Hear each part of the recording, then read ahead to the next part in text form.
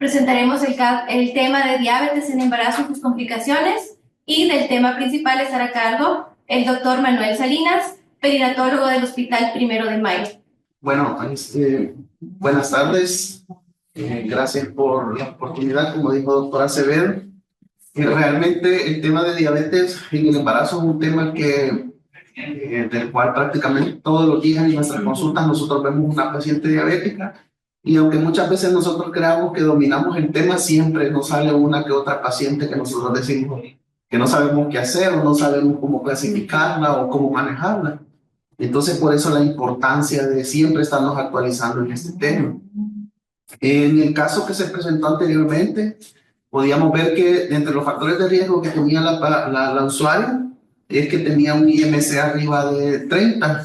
La obesidad es uno de los principales factores para desarrollar diabetes en el embarazo, y por lo tanto no tiene que ser descuidado este factor de riesgo y siempre ser considerado al inicio del embarazo. Vemos que a esta usuaria se le tomó una prueba de un tamizaje en el cual se tomó en el momento correcto. Luego se hizo la curva de tolerancia, o sea, utilizaron una estrategia de 2 pasos, lo cual está correcto, y se catalogó como una diabetes gestacional absoluta. Se le dio manejo con dieta y ejercicio y lograron compensar la glucosa, aunque más adelante vamos a ver que hubo ciertas cuestiones que no estuvieron del todo correctas. Bueno, para definir diabetes gestacional sabemos que es una disminución de la tolerancia a los hidratos de carbono que se diagnostica por primera vez durante el embarazo, independientemente de la necesidad de tratamiento con insulina, el grado de trastorno metabólico o su persistencia una vez haya finalizado el embarazo. También sabemos que es una afección en la que se desarrolla intolerancia a los carbohidratos durante el embarazo. Según la OMS, una de cada 10 mujeres embarazadas van a desarrollar diabetes, y de estas 90% van a corresponder a diabetes gestacional. La AICO menciona que debido a la obesidad y los estilos de vida sedentarios, la prevalencia está aumentando a nivel global entre las mujeres en edad reproductiva, y justo en este caso vemos que era una paciente obesa y era el único factor de riesgo que ella tenía para desarrollar diabetes. Existe una prevalencia entre mujeres hispanas, afroamericanas y asiáticas o isleñas del Pacífico. O sea, todas nuestras usuarias son de riesgo para desarrollar diabetes en el embarazo. Y el 60% de las mujeres latinoamericanas con diabetes gestacional pueden desarrollar diabetes mellitus tipo 2 dentro de los 5 años posteriores a su embarazo. De aquí la importancia del seguimiento de estas pacientes, que aunque sea una diabetes gestacional, por definición, en teoría con el parto se acaba el problema, pero no es así, sino que estas mujeres persisten con el riesgo de desarrollar diabetes mellitus, y por lo tanto estamos en la obligación de descartar este diagnóstico a las 6 semanas pospartos en el control de los 40 días con una curva de tolerancia. ¿Cuáles son los factores de riesgo que predisponen a una diabetes en el embarazo? Mujeres mayores de 35 años, un IMC mayor de 30, inactividad física y sedentarismo, antecedente de diabetes gestacional o alteración del metabolismo de la glucosa. Por ejemplo, muchas pacientes o usuarias nos dicen que tienen antecedentes de ovario poliquístico. Ese es un antecedente muy importante. Sospecha de diabetes gestacional no diagnosticada previamente con un recién nacido que pesó más de 4.000 gramos, o con el antecedente de una fractura de clavícula o distocia de hombros. Esos son antecedentes muy importantes. Diabetes mellitus en familiares de primer grado, etnias de riesgo, ya dijimos, nuestras usuarias latinas tienen un alto riesgo de desarrollarla. Hipertensión, dislipidemias y otras enfermedades autoinmunes. De la fisiología de la diabetes no vamos a hablar, porque no, en teoría ya todos conocemos la fisiología y la fisiopatología de la diabetes, y por lo tanto nos vamos a centrar más en los factores de riesgo y en los enfoques diagnósticos. Sabemos que existen 2 estrategias que la OMS nos ha publicado para el diagnóstico de diabetes en el embarazo. ¿Cuál es la estrategia que yo voy a usar, o cuál es la por la cual yo me voy a decantar? Eso depende mucho de en qué institución estoy, de cuáles son los recursos que yo tengo y de cuánto es la urgencia que yo tengo de hacer o no el diagnóstico. Si yo tengo una paciente que viene de muy lejos, que viene de Chalatenango, que viene hasta San Salvador, yo me decantaría por hacer la estrategia de un solo paso para lograr que en una sola consulta tener el diagnóstico. Pero la OMS le dice que usted puede valorar cuál es la estrategia con la que usted se sienta mejor, más cómodo y con la cual su institución tenga los recursos para hacerlo. Para comenzar, tenemos el diagnóstico de un solo paso. En esta lo que se hace es dar una carga de 75 gramos de glucosa y se mide una glucosa en ayunas, 1 hora después de la carga y 2 horas después de la carga. Los valores son en ayunas de 92, en la primera hora de 180 y a las 2 horas de 153. Con uno de estos valores que esté alterado, o sea que esté arriba de este límite, yo ya hago diagnóstico de diabetes gestacional y ya no necesito hacer otra prueba. Esta es una prueba confirmatoria, ¿verdad? Este no es un tamizaje, esto es una prueba que yo tenga alterado y ya se hace diagnóstico. Es importante que esta curva debe de realizarse igualmente entre las 24 y las 28 semanas de gestación y no tenemos que confundirnos cuando estamos haciendo el diagnóstico menos de 20 semanas, porque ahí es donde surge la mayor confusión y tomamos estos valores de referencia, lo cual no es así. Cuando es menos de 20 semanas y yo hago una curva de 75 gramos, solo me interesa la segunda hora, ¿ya? La cual tiene que ser arriba de 200 y ahí yo hago diagnóstico de una diabetes manifiesta. Tenemos el enfoque de 2 pasos, el que tradicionalmente y la gran mayoría de nosotros estamos acostumbrados a realizar, en la cual, como sabemos, el primer paso es la realización de una prueba de tamizaje, que es el test de O'Sullivan, y en esta yo le doy una carga de 50 gramos de glucosa, y si el examen a la toma de sangre 1 hora después me sale arriba de 140, yo considero este tamizaje positivo. No estoy diciendo que esta paciente es diabética porque debo de confirmarla con otra prueba, o sea, hacer una curva de tolerancia de 3 horas. Cuestiones importantes con relación a los O'Sullivan. El O'Sullivan no requiere ayuno, puede hacerse en cualquier momento del día, a diferencia de la curva o el enfoque de un solo paso, que esa sí requiere un ayuno de por lo menos 6 a 8 horas para que sea una prueba válida. Alguna literatura menciona que yo puedo tomar el corte inferior hasta 130 miligramos sobre decilitro para considerar este tamizaje positivo en aquellas pacientes que tienen múltiples factores de riesgo, o sea, las pacientes obesas, hipertensas, con enfermedades autoinmunes, con todos los antecedentes que ya dijimos anteriormente. Yo puedo bajar el límite hasta 130 y considerar que este tamizaje está positivo y pasar al segundo paso, que es una curva de tolerancia de 3 horas.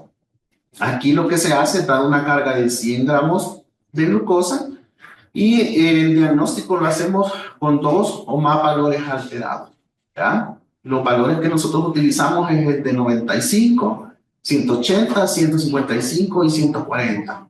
Independientemente de cuál valor sea, puede ser el de ayunas en la primera hora, el de ayunas tercera hora, la primera o la segunda hora, con solo 2 valores que estén alterados, yo ya hago diagnóstico de una diabetes gestacional y por lo tanto tengo que instaurar el manejo que en primera instancia siempre tiene que ser la dieta y el ejercicio antes de comenzar con un tratamiento farmacológico. ¿Cuáles van a ser los objetivos glicémicos o qué es lo que yo persigo, con dar tratamiento o dar dieta y ejercicio? Tengo que mantener una glicemia basal abajo de 95, una glicemia postprandial a las 2 horas de menos de 120 o a la primera hora de menos de 140 y evitar las hipoglicemias y no debe haber cetonuria tampoco. El primer pilar o el eje fundamental para el diagnóstico, para el tratamiento de una diabetes gestacional, siempre va a ser la dieta y el ejercicio. Aunque las glicemias estén alteradas, estén arriba de 200, estén de 250, yo siempre tengo que darle la oportunidad a esa usuaria de probar si con la dieta y el ejercicio yo puedo lograr controlar esa glucosa. Si en cuestión de 1 a 2 semanas yo no logro estabilizar esas glucosas, entonces ahí sí está indicado iniciar el tratamiento hipoglicemiante. La literatura menciona que el medicamento de primer escoge siempre va a ser la insulina. ¿Por qué? Porque la insulina tiene la gran ventaja de que no atraviesa la placenta, debido a que hay una enzima por ahí que se llama insulinasa placentaria que se encarga de destruirla, y por lo tanto el chance de que este medicamento vaya a ser un efecto teratogénico es bien bajo. A diferencia de la metformina o de la glibenclamida, estas sí atraviesan la placenta y pueden producir alguna malformación o hasta algunas cuestiones que todavía no están conocidas o son desconocidos los efectos adversos de estos medicamentos, aparte que hay mayor riesgo de hipoglicemia neonatal. Entonces, el 70 al 80% de las pacientes se van a mantener con las glicemias normales solo con la dieta, y por lo tanto es muy importante que cuando yo haga el diagnóstico de diabetes gestacional, yo debo de apoyarme con el nutricionista o con el nutriólogo, si lo hubiese, para que me enseñe y le enseñe a la usuaria cómo debe de alimentarse. Recordemos que la dieta de nuestras usuarias típicamente contiene una gran cantidad de carbohidratos y pocas proteínas. Comen pan dulce con café, en la tarde pan dulce con café, en la noche pupusas, pan francés, y comen muy pocas proteínas. Por eso es que las usuarias tienen que estar apoyadas con un nutricionista o con un nutriólogo que les enseñe un esquema semanal de alimentación con el cual puedan ellas lograr sus objetivos metabólicos. El ejercicio, sabemos que aumenta el consumo de glucosa y mejora la sensibilidad a la insulina, y en general se aconseja un ejercicio moderado, o sea, un paseo de 1 hora diario, caminar 30 minutos después de las comidas. Si hay una contraindicación, puede realizarse ejercicios con las extremidades superiores e inferiores. Por ejemplo, si tiene el cuello corto o tiene placenta previa, obviamente no la voy a mandar a correrme, no la voy a mandar a levantar pesas ni nada así por el estilo, sino que solo tiene que ser un ejercicio en el cual ella sienta que se agita o sienta que suda y hace un poquito de ejercicio. Ahí ya estoy logrando el objetivo de hacer que ella pueda metabolizar mejor los carbohidratos. Como ya les decía, el fármaco de elección es la insulina. La dosis de insulina inicial es de 0.2 unidades por kilo día y será aumentando la dosis según los requerimientos. Existe literatura que le menciona que usted puede ir dosificando la insulina por trimestres, y de hecho le mencionan que en el tercer trimestre usted puede dar entre 0.7 y 1 unidad por kilo. En lo particular, esta recomendación es de tomarla con un poquito de precaución porque tenemos que nuestras pacientes, la gran mayoría son pacientes obesas. Imagínense si tengo una paciente que pesa 150 kilos y yo le doy 1 unidad por kilo, prácticamente le estuviera poniendo 150 unidades de insulina de un solo, lo cual es muy probable que esa paciente pueda hacer una hipoglicemia y pueda tener alguna afectación fetal. Entonces, lo más recomendable es que usted comience con la dosis mínima, que es 0.2 unidades por kilo día, y después paulatinamente usted le vaya aumentando según los requerimientos y según los resultados de las glucosas postprandiales y en ayunas. Sabemos que las insulinas, las que nosotros más utilizamos, es la insulina rápida y la insulina NPH, que como ya sabemos, el inicio de la acción de las regulares de 30 a 60 minutos y de la NPH de 1 a 3 horas. La máxima acción es de 2 a 4 horas la rápida y 5 a 7 horas la lenta. No vamos a entrar en detalle ahorita de cómo se dosifica ni en qué momento se pone, porque eso es prácticamente otro tema que requeriría mucho tiempo. Si se sospecha una hipoglicemia, muchas veces las pacientes refieren que durante la noche presentan sudoraciones, presentan mareos, palpitaciones y hormigueos. Y a la mayoría de pacientes, cuando ya son diabéticas desde antes del embarazo, ellas son bien educadas. y ellas saben cómo utilizar el glucotest, ellas se miden la glucosa y saben cuando están en hipoglucemia y saben qué es lo que tienen que hacer. El problema es con la paciente debutante, o sea, la paciente diabética gestacional, cuando yo le doy insulina y ella hace hipoglucemia en la casa. La gran mayoría de veces eso sucede durante la noche y por lo tanto yo en mi interrogatorio le tengo que preguntar si se despierta en la noche, si se despierta sudorosa, si tiene pesadillas, si anda mareada durante el día, si presenta hormigueo, porque eso puede ser una señal de que ella está presentando hipoglucemias nocturnas y por lo tanto puede haber algún grado de afectación fetal. ¿Cuáles pueden ser las complicaciones de una diabetes maltratada o en la cual yo no logro conseguir los objetivos metabólicos? Si estoy en el primer trimestre, puede ser que sea una diabetes manifiesta, o sea, una diabetes pregestacional que no había sido diagnosticada. Y aquí lo que puede haber es una embriopatía diabética, lo que da lugar a efectos congénitos importantes y abortos espontáneos. Y esto, como les decía, ocurre principalmente con la diabetes mellitus pregestacional.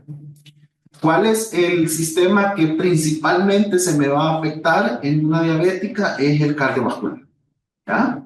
Y seguidamente del sistema músculo-esquelético tenemos anomalías vertebrales, el famoso síndrome de regresión caudal, y entre las anomalías cardiovasculares a la cabeza tenemos los defectos septales, o sea, del tabique interventricular y del tabique auricular. De hecho, una de las estrategias diagnósticas para yo saber si yo tengo o no un adecuado control metabólico es la medición del septum interventricular. Y el límite o el valor normal es hasta 5 milímetros. Si yo ya tengo 5.1, 6 milímetros, 7 milímetros, ahí ya estoy ante una hipertrofia del tabique interventricular y esto lo que me está reflejando es que hay hiperglicemia y por lo tanto esta paciente metabólicamente no está compensada. Si ustedes recuerdan el caso clínico, la usuaria tenía un septum interventricular de 5.8 y tenía una circunferencia abdominal arriba del percentil 90.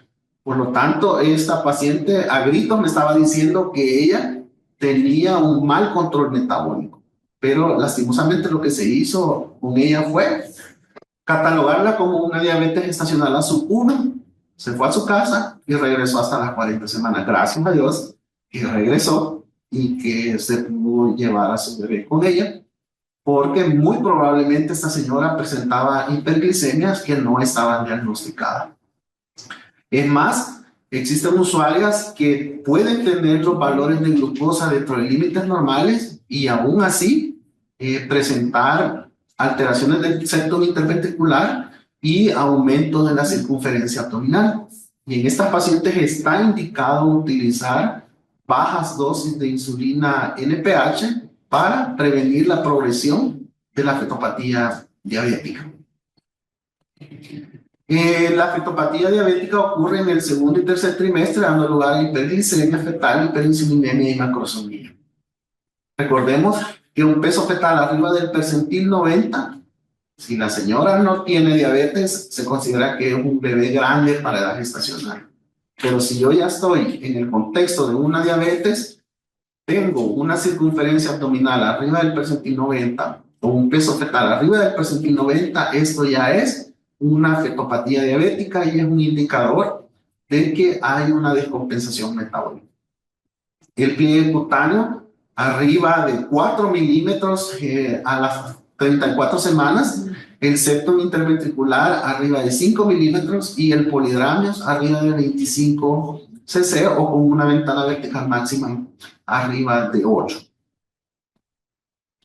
¿Cuáles pueden ser las complicaciones neonatales? Puede haber asfixia, puede haber prematuridad, trauma obstétrico, hipocalcemia, hipomagnesemia, síndrome de dificultad respiratoria, miocardiopatía hipertrófica, hiperbilirubinemia, deficiencia de hierro, síndrome de aspiración de meconio, asfixia, y como nosotros sabemos, este bebé no hizo un síndrome de aspiración de meconio, pero sí presentó líquido meconiano, lo cual es muy congruente con toda la historia natural de la enfermedad. ¿Cuáles pueden ser las complicaciones maternas en el futuro? Que la mamá desarrolle una diabetes tipo 2. Esto puede darse hasta en un 60% de los casos. Que haya un síndrome metabólico, hay alto riesgo de enfermedad cardiovascular y hay un alto riesgo de enfermedad renal crónica.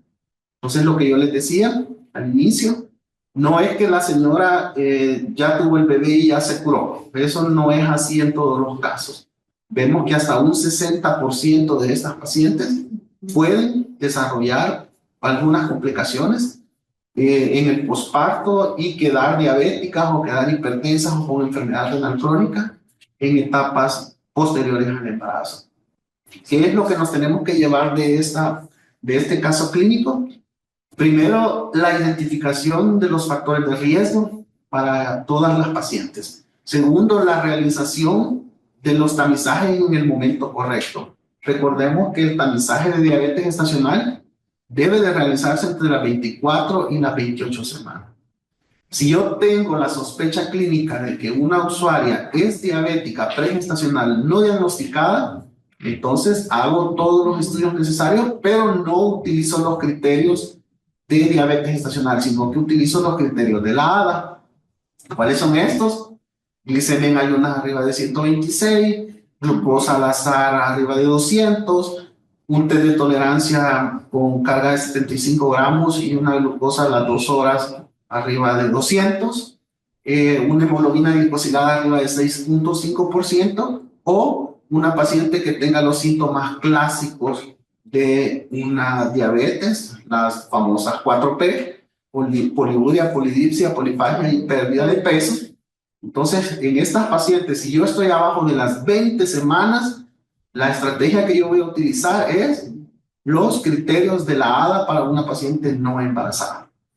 Si yo ya estoy arriba de las 24 semanas, entonces ahí utilizo las estrategias que pueden ser de un paso o de 2 pasos. Otra cosa importante, el seguimiento ultrasonográfico. No a todas las pacientes se les debe de hacer tamizaje para diabetes o para fetopatía diabética. Como su nombre lo dice, yo hago tamizaje en aquellas pacientes que tienen diabetes, ya sea diabetes pregestacional o diabetes gestacional.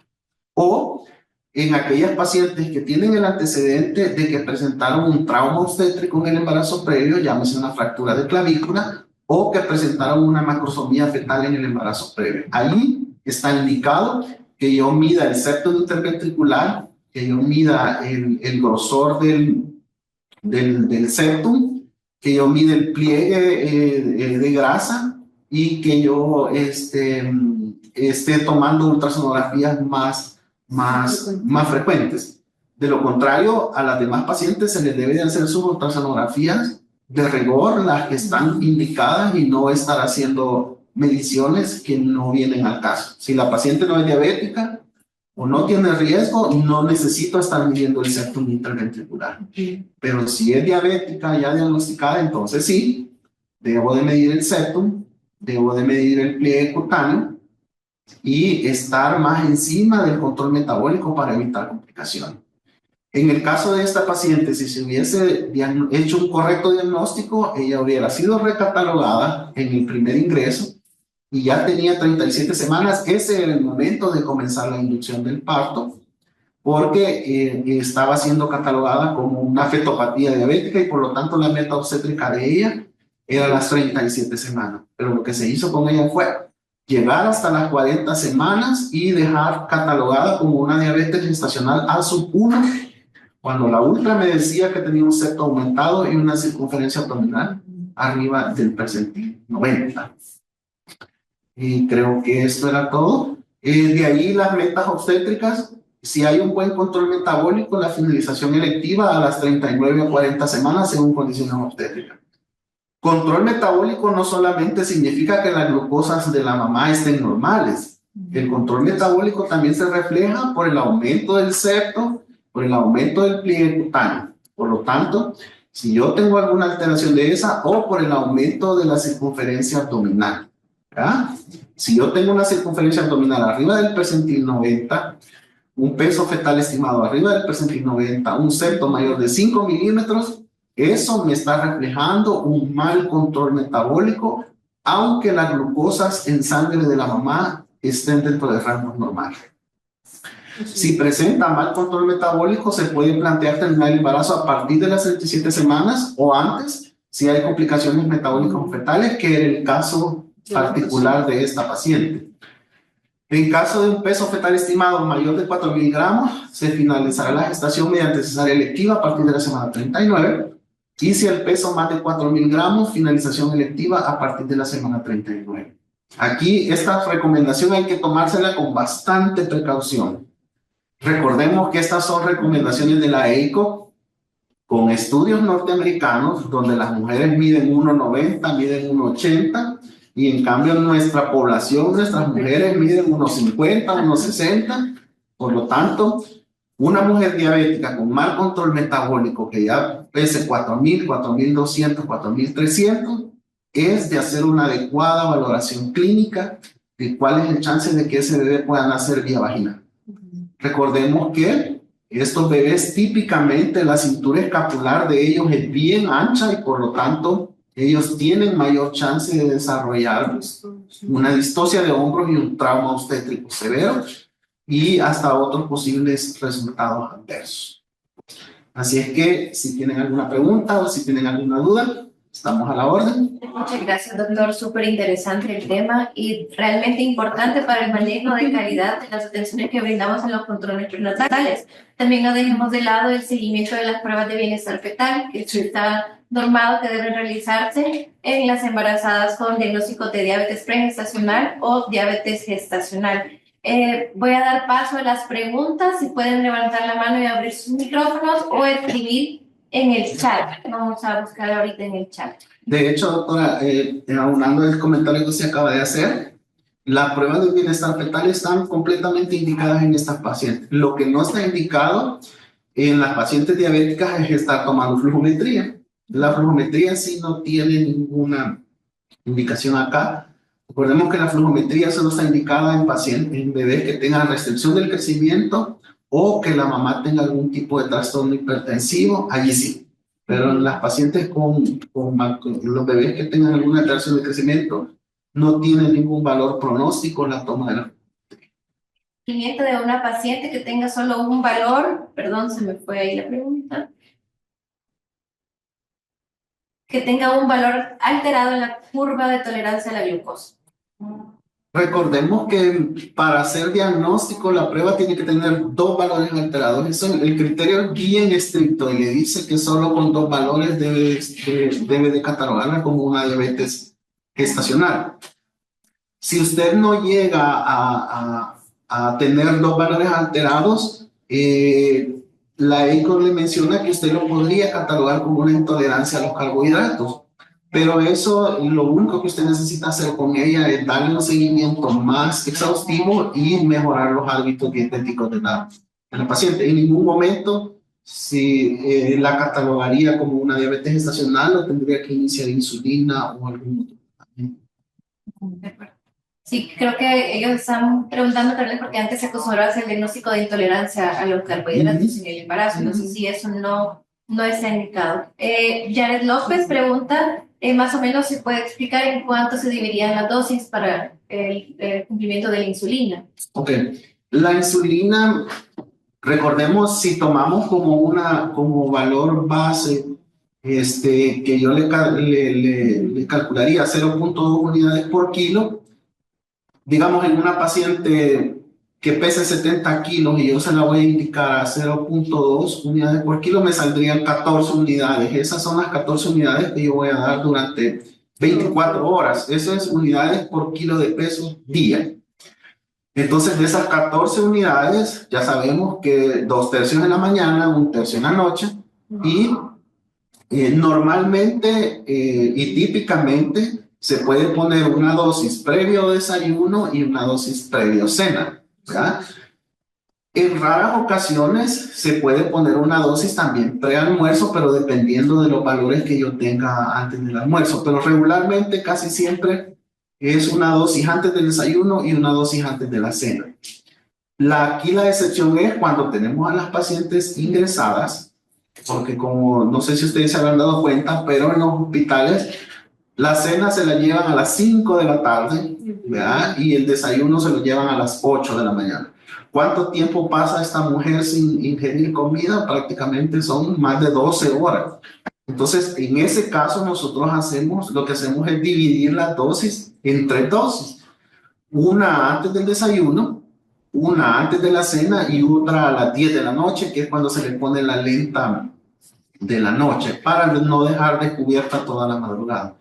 Pero normalmente lo que se hace es dejar una dosis antes del desayuno y una dosis antes de la cena, y con eso es suficiente. De acuerdo, gracias. Pregunta Roxana si hay alguna experiencia reconocida con el uso de insulina glargina en el embarazo. Fíjense que con respecto a las insulinas, las que están plenamente recomendadas es la regular y la insulina intermedia, o sea, la NPH. Con esas es con las que más se tiene experiencia. Yo en lo personal no tengo experiencia con el uso de insulina glargina, aunque sí he tenido pacientes que endocrinología les ha indicado glargina, pero yo en lo personal no tengo, nunca he manejado una paciente con glargina, sino que solamente con mezcla, ¿verdad? Con insulina lenta y con insulina regular. Gracias, doctor. Sí, otra pregunta, Carlos Pacheco refiere, ¿cómo o qué podemos hacer en una paciente diabética antes de las 12 semanas, no insulino dependiente, para poder prevenir posibles daños al feto o al embrión dependiente? Carlos Pacheco, llega una paciente diabética no insulino dependiente a inscripción prenatal a la 12, o sea, deduzco que usa metformina o alguna otra cosa. Y con los exámenes del perfil prenatal se descubre glucosa de 200 o más. ¿Qué medidas debemos tomar de urgencia para evitar el posible daño? Obviamente, si esta mujer, yo le hago una glucosa y tiene 200 y no está siendo tratada con insulina, sino que con metformina, yo lo que debo de hacer es quitar la metformina e iniciar inmediatamente el tratamiento con insulina, ¿verdad? Porque evidentemente que el tratamiento no insulínico no le está haciendo ningún efecto y está completamente descompensada. Aquí lo que está indicado es ingresarla, calcular la insulina y empezar a modificársela de acuerdo a los resultados de las glucosas, porque es evidente que los hipoglicemiantes orales no le están haciendo ningún efecto en ese momento. De acuerdo. Solamente para recordar los valores del test de O'Sullivan para indicar una curva de tolerancia por Roxana Carolina. El valor para considerar el tamizaje positivo es 140. Podemos hacer excepciones cuando la paciente tiene múltiples factores de riesgo, bajarnos hasta 130. Creo que la pregunta va en el entendido de que a nosotros nos enseñaron de que si un O'Sullivan estaba arriba de 200, ya se consideraba una prueba positiva. Eso en ningún lugar de la literatura lo menciona. Aunque usted tenga un O'Sullivan de 190, de 200, está en la obligación de realizar una curva de tolerancia para confirmarlo. Porque la prueba no es una prueba diagnóstica, es una prueba de tamizaje, ¿verdad? Entonces, el valor tope, no hay valor tope. Lo que sí hay un valor mínimo por el cual yo lo considero positivo, que es de 140. Gracias. Otra pregunta, doctor. ¿Qué es más prudente realizar el monitoreo de las glicemias postprandiales con glicemias centrales, séricas o hemoglucotés? El valor de la glucosa es independiente, o sea, me refiero, la diferencia entre una glicemia central y una glicemia capilar es de 20 miligramos. ¿Ah? Entonces, la correlación es muy buena. Si la paciente o la usuaria sabe utilizar el hemoglucotés y sabe hacer una bitácora y anotar sus valores glicémicos, excelente. Ella puede hacerlo con hemoglucotés y eso no le resta ningún valor. De hecho, las recomendaciones que da la ADA es que idealmente todas las pacientes deberían de saber monitorizarse sus glicemias con hemoglucotés. No le dice que deberían de estar yendo al laboratorio a sacar sangre, sino que dice de que todas deberían de saber utilizar un hemogluco y monitorizarse su glucosa. Por lo tanto, es correcto. Aún las pacientes hospitalizadas pueden manejarse con hemoglucotés y no hay ningún problema. Perfecto.